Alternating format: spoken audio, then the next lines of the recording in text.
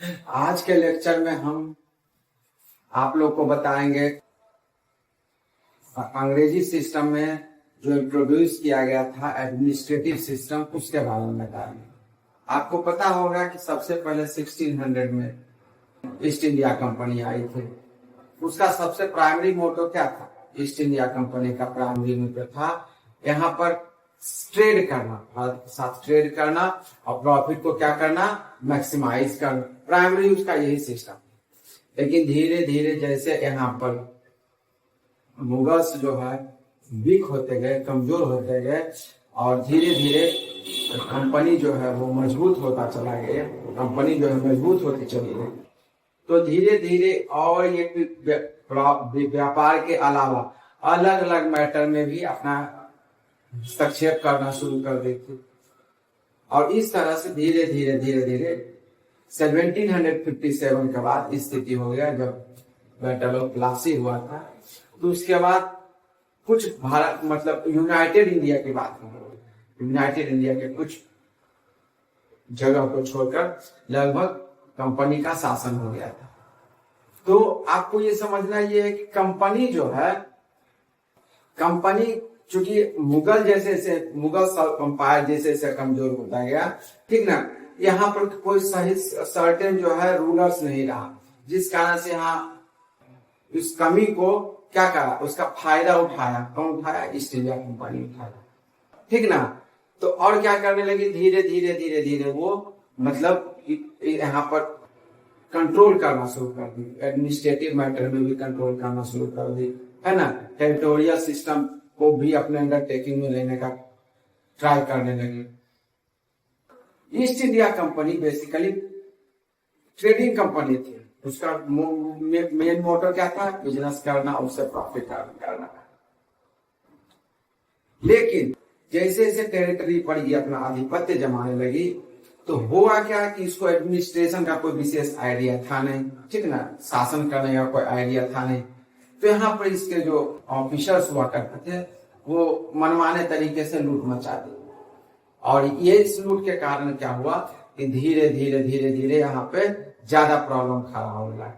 तो इसके लिए लगभग 1793 में पहले आप हेडिंग एडमिनिस्ट्रेटिव रिफॉर्म्स, ठीक, ड्यूरिंग शुरुआत यहीं से हुआ। याद रखिए, आज जो इंडियन पिनल कोड आप देख रहे हैं, जुडिशियरी सिस्टम देख रहे हैं, स्टेट लेवल का भाषा छोड़ दीजिए, तो जुडिशियरी देख रहे हैं, पुलिस देख रहे हैं, एडमिनिस्ट्रेटिव सिस्टम देख रहे हैं, सब वही सिस्टम है जो अंग्रेजों के द्वारा फॉलो किया गया था। इसी कारण से इस टॉपिक को समझना ज्यादा जरूरी है, ताकि हम इस सिस्टम को समझ लें कि किस तरह से अंग्रेजों के द्वारा जो सिस्टम चलाया गया था, आज वही सिस्टम कंटिन्यू है। तो सबसे पहले हम बात करेंगे, तो देखो, तो जैसे से टेरिटरी के ऊपर कंट्रोल करने लगे, कंपनी करने लगी, वैसे वैसे क्या करने लगा, तो इस टेरिटरी की रक्षा करने के लिए, तो इसमें देखिए क्या सिस्टम डेवलप हो गया। फर्स्ट तो हो गया इसका जो इंटरनल एडमिनिस्ट्रेशन था,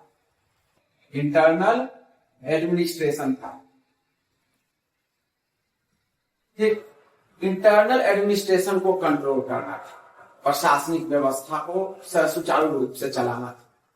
सेकेंड सिस्टम था कि जो इसका टेरिटरी था, ठीक, टेरिटरी के अंदर जो है लॉ एंड ऑर्डर को मेंटेन करने का काम कौन करते? याद रखिए, पुलिस डिपार्टमेंट का काम क्या है? लॉ एंड ऑर्डर को मेंटेन करना, ठीक। तो सब सेकेंड इसको किस चीज की जरूरत पड़ी? पुलिस की जरूरत पड़ी, जो कि क्या काम करता? इसके टेरिटरी, जो इसका टेरिटरी है, उस टेरिटरी के अंदर इसको क्या करना? शांति रखना। और शांति का मेन ऑब्जेक्ट था कि कंपनी का कोई भी तरह का जो इंटरेस्ट है वो प्रभावित नहीं हो, इस तरह का सिस्टम डेवलप करना। थर्ड जो आपका था कि जुडिशियरी सिस्टम। जुडिशियरी क्या था कि इस तरह से लॉ एंड कानून को मेंटेन करना। याद रखिए, शुरू में जुडिशियरी का जो सिस्टम था वो नॉर्मल सिस्टम था। नॉर्मल का मतलब आपको पता होगा कि जो मुस्लिम्स होते थे उनका जो काजी होता था, काजी ही डिफाइन करता था सरिया पूसी के हिसाब से उसको सजा मिलती, और शास्त्रों के आधार पर जो है वो पंडित लोग क्या करते थे, उसकी व्याख्यान करते थे और उसके आधार पर जो है वो क्या मिलता था, सजा मिलता था। लेकिन बाद में जुडिशियरी को इम्प्रूव किया गया, जुडिशियरी का सुधार किया गया और उसमें फिर नया नया कोड लाया गया और धीरे धीरे धीरे उसी कोड को आगे कंटिन्यू कर। फोर्थ जो है आर्मी। ठीक, अब आर्मी का काम क्या है, तो आर्मी का काम यह है कि जो हमारा टेरिटरी था, ठीक, अंग्रेजों की जो टेरिटरी थी उसको क्या करना, उसको सेफ और सिक्योर करना आउटसाइडर से, और साथ में और जो बचा हुआ क्षेत्र है, ठीक ना, उस क्षेत्र को अपने अंडर कंट्रोल में लाना, अपने आधिपत्य में लाना। ठीक, ये काम करने के लिए उसको एक स्ट्रॉन्ग आर्मी की जरूरत थी। ठीक, अब चलिए हम सबसे पहले बात करेंगे इसका एडमिनिस्ट्रेटिव स्ट्रक्चर के बारे में बात करते हैं। जो ईस्ट इंडिया कंपनी के समय जो हमारा, ये एक तरह से भारत जो था ईस्ट इंडिया कंपनी या ब्रिटेन के लिए एक टेरिटरी हुआ करता।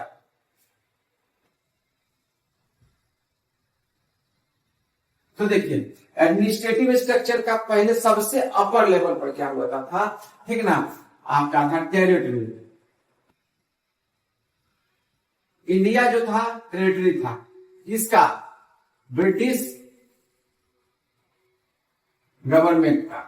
जो रूल कौन कर रहा था, किसके बिहाफ पर ये रूल कर रहा था, east India company. East India company इसको क्या कर रही थी, इसको रूल कर रही थी। लेकिन याद रखिए बाद में जैसे इसे प्रभाव बढ़ता गया, जैसे इसे ज्यादा से ज्यादा टेरिटरी पर कंट्रोल इसका होता गया, वैसे वैसे इस पर करप्शन भी बढ़ता गया। इसी कारण आपका 1773 का रेगुलेशन एक्ट आया था। बाद में ब्रिटिश प्रधानमंत्री के नाम पर ही 1784 में पिट्स इंडिया एक्ट आया था।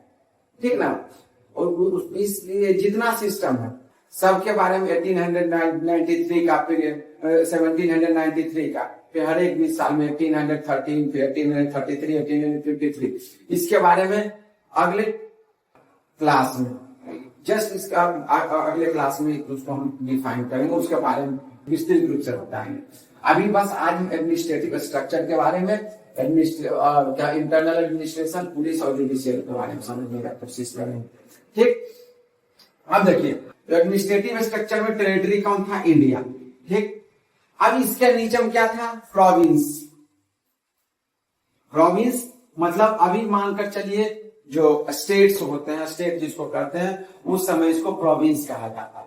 उसके अब देखिए तो इसका में तीन पार्ट में इसको डिवाइड किया गया था। प्रोविंस आपका कौन कौन था, बॉम्बे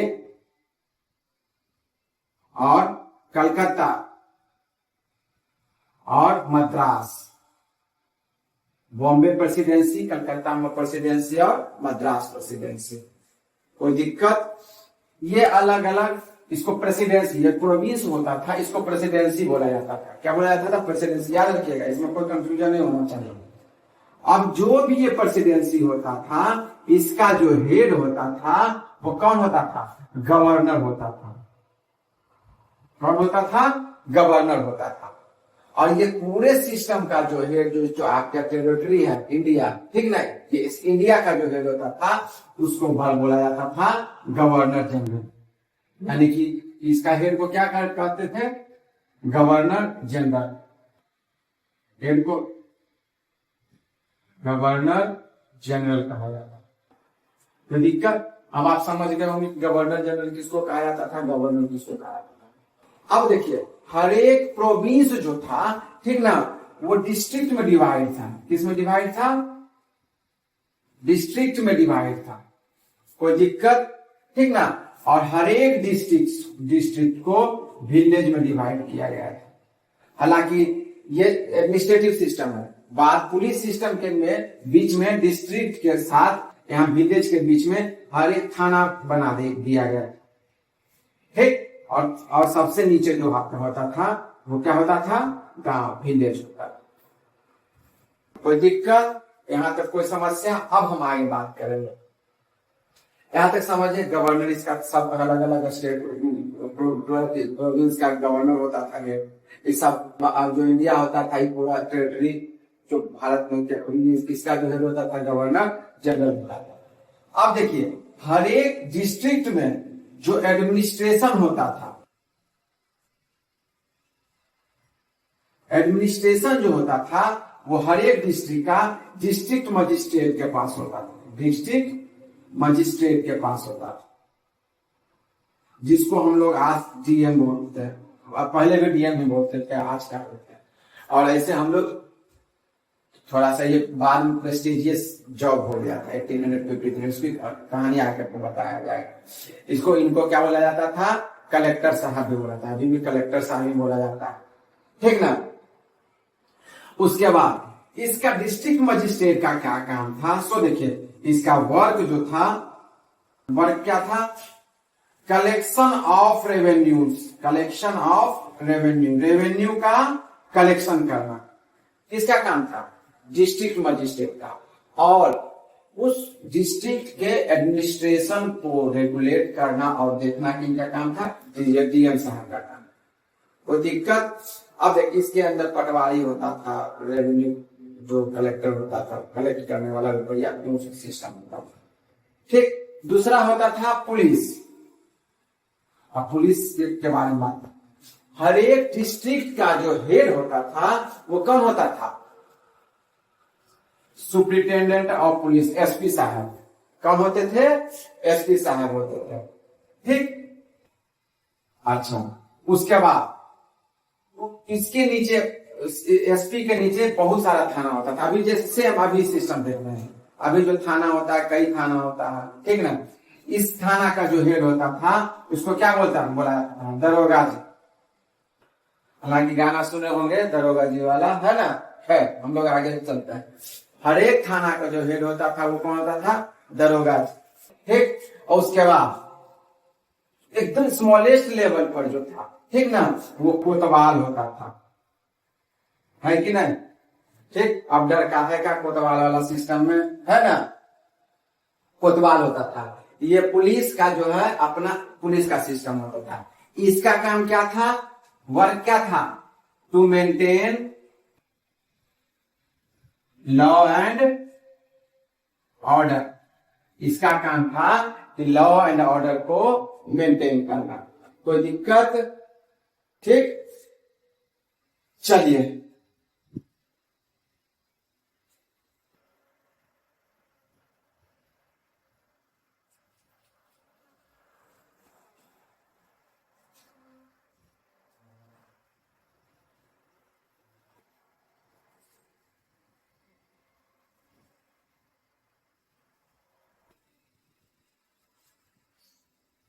अब देखिए, सबसे पहले हम बात करते हैं डिस्ट्रिक्ट मजिस्ट्रेट का।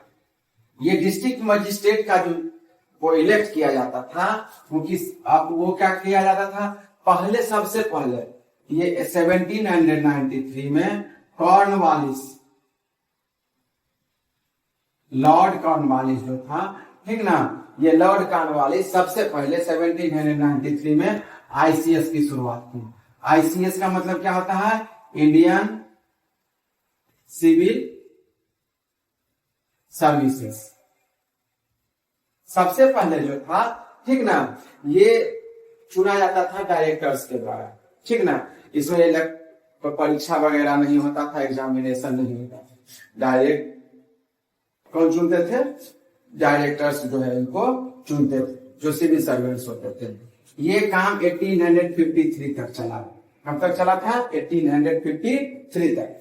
1850 के बाद इसमें एग्जामिनेशन लिया जाने लगा, ठीक। लेकिन इस एग्जामिनेशन में ये रिस्ट्रिक्टेड था, किसके लिए, रिस्ट्रिक्टेड था किसके लिए, इंडियंस के लिए।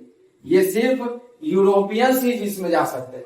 याद रखिए, सबसे हाईएस्ट पोस्ट पर जो जाता था सूबेदार होता था, ये चीज आप समझिएगा, ठीक। और लेकिन जैसे जैसे ये यहाँ पर एग्जामिनेशन हेल्ड होने लगा, जिसे एग्जामिनेशन शुरू होने लगा, ठीक ना, तो थोड़ा सा इसका क्रेज जो है बदलना शुरू हो गया। और आपको पता होगा 1857 का ग्रेट रिवॉल्ट हुआ था, इसको क्या बोलते हैं, फर्स्ट फ्रीडम ऑफ इंडिया बोलते हैं, फर्स्ट फ्रीडम मूवमेंट भी इसको बोला जाता था। इसका नाम सबसे पहले फर्स्ट फ्रीडम मूवमेंट कौन दिए थे, ये आप कमेंट बॉक्स में जरूर लिखकर बताइएगा कि हमारे देश के बहुत बड़े स्वतंत्रता सेनानी थे, ठीक ना, जिनको इतिहास में गलत तरीके से पेश किया गया एक विलेन की तरह। खैर वो आप देखकर उनका कमेंट बॉक्स में जरूर बताइएगा। तो जो फर्स्ट वार ऑफ इंडिपेंडेंस इनको कौन, इसका नाम कौन दिया था। शुरुआत में 1857 को सिपाही विद्रोह बोला जाता है, इसके बारे में विशेष चर्चा हम 1857 के इससे करेंगे, ठीक ना। तो ये जो था 1853 में रिस्ट्रिक्टेड था इंडियंस के लिए, ठीक, लेकिन 1858 से ये जो था क्या किया गया, ये अलाउ कर दिया गया। किसके लिए, इंडियंस के लिए भी ये अलाउ कर दिया गया। कोई दिक्कत, कोई समस्या। चलिए अब चलिए हम लोग आगे बात करते हैं। ये आपका हो गया इंटरनल एडमिनिस्ट्रेशन में, आपका हो गया एडमिनिस्ट्रेटिव स्ट्रक्चर का एडमिनिस्ट्रेटिव सिस्टम, ठीक। अब आगे हम लोग बात करते हैं